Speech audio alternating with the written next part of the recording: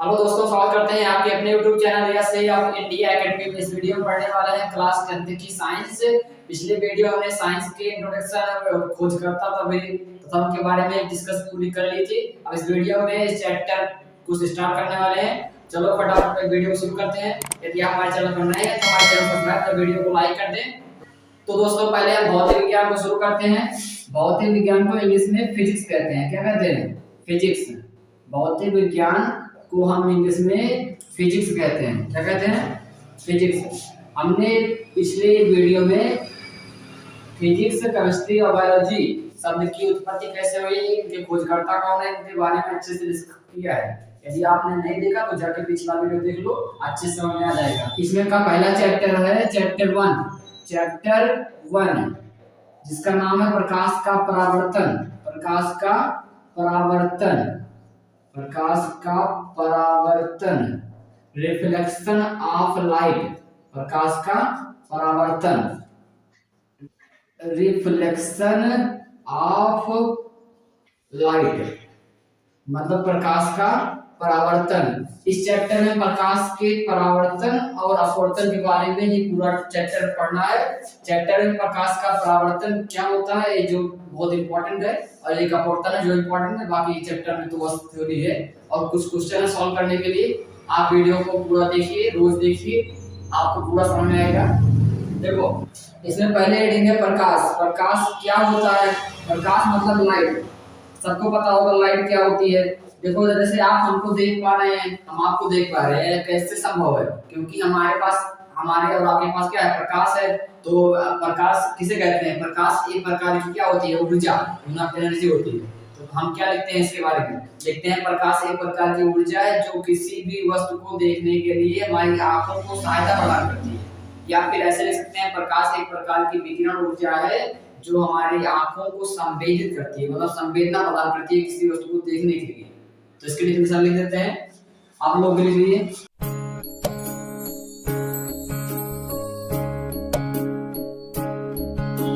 या हम ऐसा ना लिख के ऐसा भी लिख सकते हैं कि प्रकाश एक प्रकार की विकिरण ऊर्जा है। क्या लिखते हैं? प्रकाश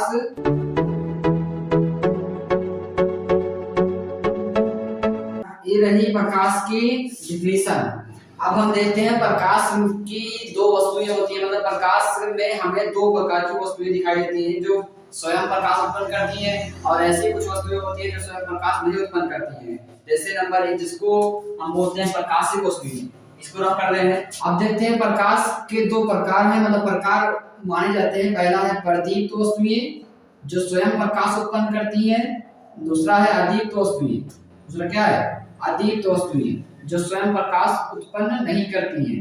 वस्तुएं, ऐसी वस्तुएं जो स्वयं प्रकाश उत्पन्न करती हैं। जैसे सूर्य, देखो सूर्य स्वयं प्रकाश निकालता है। लालटेन हो गई, लालटेन जो जलाओ उसके पास से स्वयं प्रकाश निकलता है, तो वो क्या हो गई? प्रदीप्त वस्तुएं। लेकिन जो वस्तुएं स्वयं प्रकाश नहीं निकालती, जैसे आप सुने होंगे चंद्रमा, चंद्रमा के पास स्वयं प्रकाश नहीं है, वो सूर्य के प्रकाश से चमकता है, तो वह क्या है? अदीप्त वस्तुएं। हम इसके डिफिनेशन लिख देते हैं, मतलब जो स्वयं प्रकाश निकालता है वो क्या है? प्रदीप्त वस्तुएं। जो नहीं निकालता वो क्या है? अदीप्त वस्तुएं। सिंपल है। तो पहला लिख देते हैं क्या इसकी डिफिनेशन? प्रदीप्त वस्तुएं।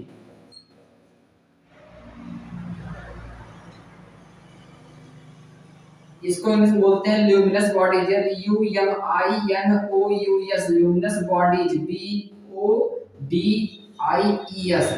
ऐसी वस्तुएं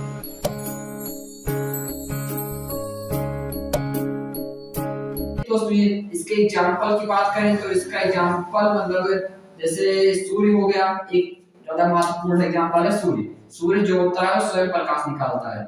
और देखो, इसके अलावा लालटेन हो गई, विद्युत बल्ब हो गए।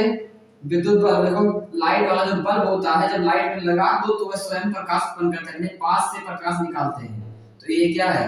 परमाणु वस्तुएं आदि। बहुत सारे एग्जांपल हैं जो मतलब ऐसे जो स्वयं प्रकाश उत्पन्न करते हैं आदि। तो आशा करता। दूसरा अदीप्त वस्तुएं। अदीप्त वस्तुएं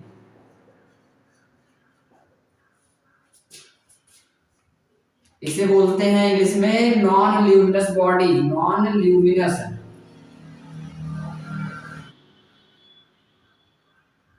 बॉडीज। तो ऐसी वस्तुएं जो स्वयं प्रकाश उत्पन्न नहीं करती है उन्हें क्या कहते हैं?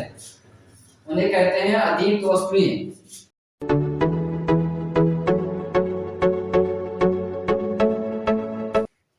इसका एग्जाम्पल लिख दे तो इसका एग्जाम्पल जैसे एक चंद्रमा हो गया, लकड़ी हो गई, कागज हो गए इत्यादि। ये सब क्या है? ये सब क्या है? अदीप्त वस्तुओं की एग्जाम्पल। ये है अदीप्त वस्तुएं। हमारी अगली हेडिंग है प्रकाशिक माध्यम। हम पढ़ेंगे प्रकाशिक माध्यम मतलब प्रकाश किस माध्यम में चलता है, वही क्या है प्रकाशिक माध्यम। देखो थोड़ा समझो, प्रकाशिक माध्यम मतलब होता है ऑप्टिकल मीडियम। ऑप्टिकल और मीडियम मतलब प्रकाश जिस माध्यम में होकर गमन करता है। गमन मतलब चलता है। जैसे यहाँ पर प्रकाश कैसे आ रहा है? वायु में आ रहा है, तो वायु क्या है? प्रकाश का माध्यम है। क्योंकि प्रकाश जो है वायु के रास्ते से आ रहा है, मतलब वायु में होकर आ रहा है। अब यदि आप किसी नहाने लगे, किसी कुएं में या फिर किसी नहर में नहा रहे हो, तो आप पानी के अंदर जाए तो वहां पर थोड़ा थोड़ा प्रकाश दिखाई देता है। तो वहां पर प्रकाश कैसे पहुंच रहा है? वहां वो प्रकाश जल के माध्यम से होकर जा रहा है। तो वहां पर माध्यम क्या हो गया? जल।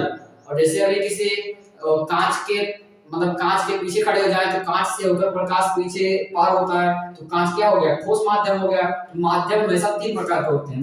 माध्यम 3 प्रकार के होते हैं। नंबर 1 ठोस माध्यम, नंबर 2 द्रव माध्यम, नंबर 3 गैस माध्यम। ठोस माध्यम किसे कहते हैं? जिनमें और जो कण होते हैं और ये कण, इसे आप केमिस्ट्री पढ़े होंगे, रसायन विज्ञान में, वो पास पास होते हैं। द्रव में क्या होते हैं? और ये कण दूर दूर होते हैं ठोस की अपेक्षा। और गैस में क्या होते हैं? जो अवयवीय कण होते हैं वो द्रव व ठोस के अलावा काफी दूर दूर होते हैं। ये क्या होते हैं? गैस। ये आप केमिस्ट्री पढ़ाएंगे, रसायन विज्ञान वहां बताएंगे। तो माध्यम कितने? ठोस, द्रव और गैस। ठीक है। तो प्रकाश जिस माध्यम में होकर गमन करता है, जिस रास्ते से होकर जाता है, उसे कहते हैं प्रकाशिक माध्यम। क्या कहते हैं? प्रकाशिक माध्यम। तो यहाँ पर प्रकाशिक माध्यम की डिफिनेशन लिख देते हैं।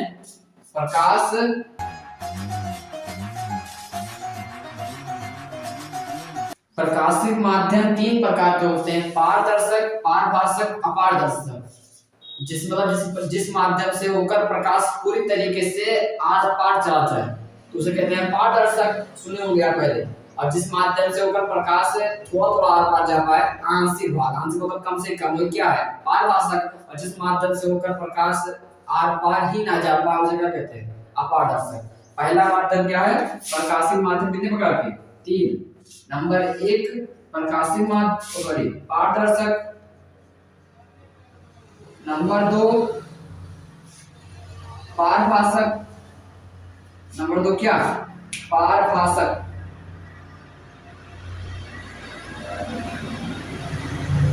नंबर 3 अपारदर्शक।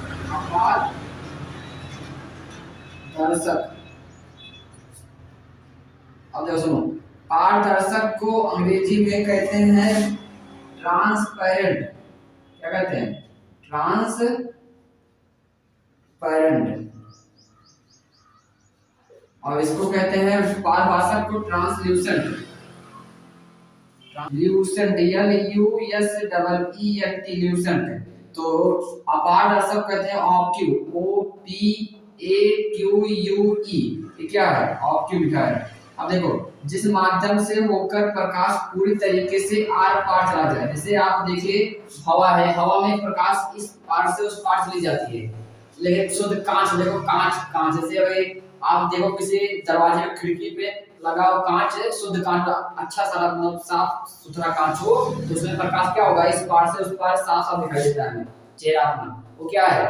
पारदर्शक। और अगर जिस माध्यम से होगा प्रकाश आंशिक भाग, जैसे आप किसी कांच को थोड़ा रगड़ दो जमीन पर, उसके बाद देखो तो उसमें धुंधला दिखाई देता है, कम साफ दिखाई देता है। वो क्या है? पारभाषक। और अपारदर्शक जैसे एक ईंट ले लो, ईंट जिसमें एक यहाँ से एक बुक ले लो, जैसे मान लो एक बुक लिया यहाँ से ऐसे, अब इस बुक को इस पार से उस पार नहीं दिखाई देगा। ये क्या है? अपारदर्शक। जिस माध्यम से होकर प्रकाश पूरा जैसे शुद्ध कांच हो गए, और जिस माध्यम से होकर प्रकाश आंशिक भाग कम से कम वो क्या हो गया पारभाषक, जैसे घिसा हुआ कांच हो गया। और जैसे जिस माध्यम से होकर प्रकाश ना आर पार जाता है उसे क्या है अपारदर्शक। तो इसे लिख देते हैं पहले पारदर्शक की परिभाषा। पहला पारदर्शक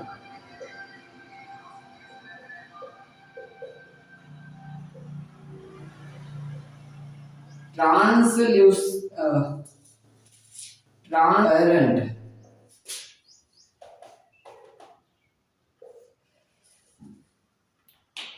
जिस माध्यम से होकर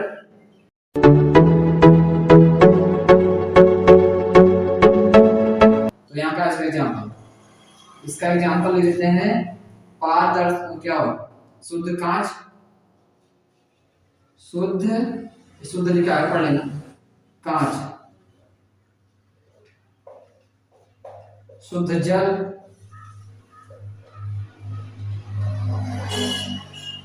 वायु, ऐसे बहुत सारे एग्जाम्पल हैं आदि डालते थे बस इजी से। अब देखो इसके अलावा दूसरा नोट कर लो, इसे स्क्रीनशॉट ले लो फिर आगे बढ़ाएं। इसे रख करते हैं तो अगला लिखते हैं पारभाषक ट्रांसल्यूसेंट, पूरा क्यों मिटाएं आधे में काम हो जाएगा। पारभाषक ट्रांसल्यूसेंट, तो देखो इसमें क्या है जिस माध्यम से होकर प्रकाश का अधिकांश भाग नहीं कम से कम भाग ना मतलब आंशिक भाग, आंशिक मतलब होता है कम से कम, तो लिखते हैं जिस माध्यम से होकर प्रकाश का आंशिक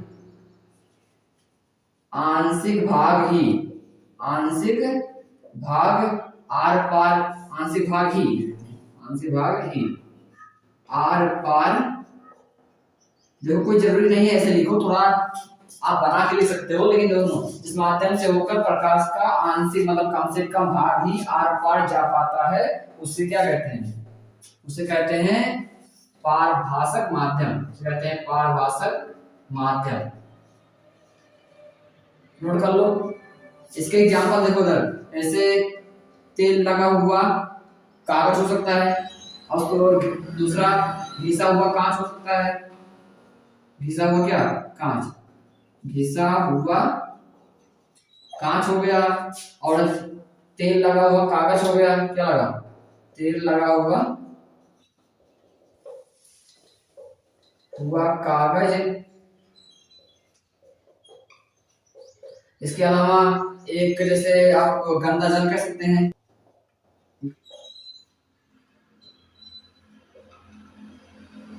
आदि।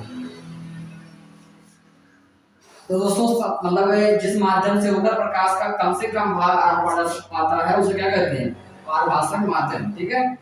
इसके अलावा तीसरा है अपारदर्शक, क्या है अपारदर्शक, तीसरा वाला क्या है तीसरा अपारदर्शक, जिसे कहते हैं ऑब्क्यू, क्या कहते हैं इंग्लिश में ऑब्क्यू, OPAQUE ऑब्क्यू। देखो जिस माध्यम से होकर प्रकाश आर पार नहीं जा पाता, आर पार नहीं जा पाता,